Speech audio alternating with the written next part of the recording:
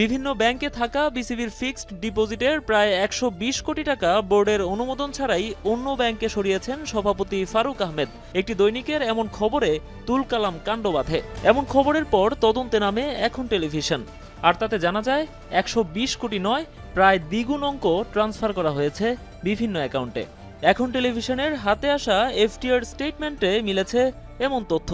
স্টেটমেন্টে দেখা যায়, রাজনৈতিক পট পরিবর্তনের পর নতুন ১৩টি ব্যাংকে নতুন করে এফটিআর খুলেছে বিসিবি, যেখানে বিভিন্ন সময়ে প্রায় ২৪০ কোটি টাকা ডিপোজিট করা হয়। এখন প্রশ্ন উঠতে পারে, আচমকাই কেন এমন সিদ্ধান্ত নিলেন ফারুক আহমেদ? দলিল বলছে, পতিত সরকারের আমলে যেসব ব্যাংকে টাকা রেখেছিল ক্রিকেট বোর্ড, সেসব ব্যাংকে ইন্টারেস্ট রেট ছিল তুলনামূলক কম। উদাহরণস্বরূপ, আইএফআইসি ও মিডল্যান্ড ব্যাংকে থাকা বিভিন্ন কিস্তির ১২ কোটি টাকায় ৯ থেকে ১০ টাকা হারে সুদ পেত বিসিবি, যেটি মধুমতি ব্যাংকে সরিয়ে নেওয়া হয় ১১.৫ টাকা সুদের হারে। ফলে মোটা অঙ্কের আয় বাড়ে বিসিবির।